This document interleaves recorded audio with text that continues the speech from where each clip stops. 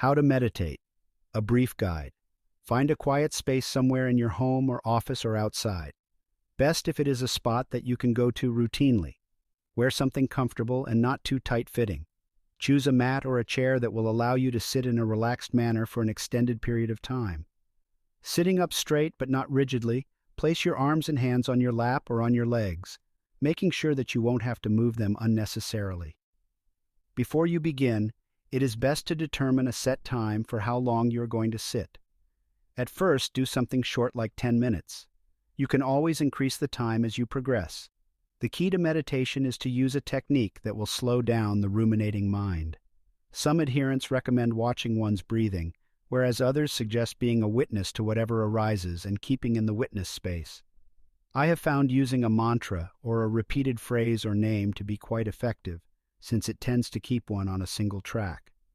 Which name or phrase one uses is entirely a personal affair, but once chosen it is probably best to stick with it since it isn't the word or series of words that works, but the concentration or focus it can bring about. Close your eyes and sit as still as possible, without trying to move any part of your body. Don't force the issue, but a good example to mimic is a street mime who can stand almost frozen for prolonged stretches. As you sit, you will immediately notice how the mind begins a series of simulations or revelries. I liken these to projective envelopes that once they capture your attention, take you off on first-class excursions, only to depart you precisely where you started. There are innumerable such projections. Try to see if you can avoid getting involved in their respective trajectories. It is hard at first since the nature of the mind is to actually carry you along such streams of imagination. If you can avoid taking on such flights of fancy and keep one's attention behind the eyes, but without straining whatsoever, then one can become internally aware within. This awareness can be a bit startling. It is like a blind person first getting a glimpse of a rainbow, or a deaf person hearing Mozart. Several possibilities unfold as one gets deeper into meditation. First is sleep, which is always a potential problem, particularly if one is not fully rested. Second is a state of inertia where one senses nothing is happening and gets bored with the whole affair, and gets up and finds something to eat or turn on the television or check status updates on Facebook. Third, one enters into a conscious hypnagogic state that is somewhat akin to lucid dreaming, except that one enters this portal semi-aware.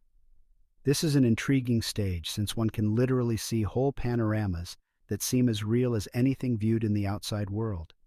Indeed, any object such as an apple can manifest in one's line of sight, and one can study its minute detail and later recall it as well.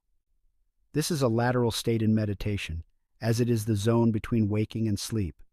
All of these states and others like them are transitional and to be expected during meditation. However, they are not progressive or necessarily bliss-inducing. They are merely topical variations of what the waking and dreaming mind does when placed under sensory deprivation. If one can stay within the focus and avoid sleep, hypnagogic surrealism, and bored inertia, something quite remarkable begins to emerge.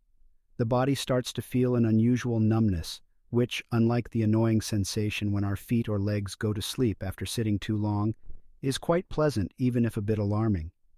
As this numbness takes over the entire body, you will feel as if you are entering into a heightened state of awareness, such that it seems as if a lost world is opening up. The inner senses become exceptionally keen, and the darkness gives way to sparkles of light. Our attention is now becoming comfortable with being within, and starts to enjoy exploring what this new heightened state brings with it. Not only does our visual sense become more acute, so do our sense of hearing and our sense of bliss. Just as when we travel to a new country for the first time, we see and hear things anew, so too when we meditate and spend significant time within. New visions and new sounds arise within this emerging layer of awareness, which should not be confused with either dreaming or waking, since it belongs to neither. It is as if one is venturing into the source of where virtual simulations initially emerge. This is similar to going to a movie theater, and instead of watching the screen, one turns around and looks at the projector itself. Foregoing watching moving images, one observes the source from where such images arise. This can be quite disconcerting since the mind has the habit of involving us in its manifold simulations. It is rare for anyone to avoid such outpourings and reverse course to trace. like a trout going upstream, where the source of such manifestations pours forth. With this new level of awareness, what one experiences seems more real than anything prior. The danger is that in this new state one can start to get entranced by varying visions or insights and get delusions of grandeur. The key is to stay calm and detached if one wishes to progress further and avoid being too bogged down or attached to such inner fireworks. This is easier said than done. The light that manifests is soothing to contemplate and will settle the mind. However, that very light can, like its physical counterpart, break into a spectrum and, if not checked, seduce one into a fantastic diversion, an enclosed world the likes of which are unimaginable. This is not dissimilar to how we get caught into the drama of a dream, forgetting that what we are chasing is our own projection. The sounds that one can hear within is at first coarse and provides no attractive pull, but eventually it too takes on a refined character and has an irresistible appeal. Its force is such that it causes one to move inwards and upwards, as if taking a trip on a supersonic flight. The subtler the sound, the more enchanting it becomes. A meditator here is likened to a surfer who wishes to know how the waves he rides were created. By following the stream of light and sound to its source, and not getting too distracted by the phantasms it too can create, we melt deeper into consciousness without an object. We consciously begin to see how simulations rise and fall like sea waves, whereas the ocean at its depth remains undisturbed. Consciousness itself isn't an object, but an indefinable subject with no perceivable boundaries. Meditation can be likened to a microscope that allows one to see deeper into the nature of consciousness itself.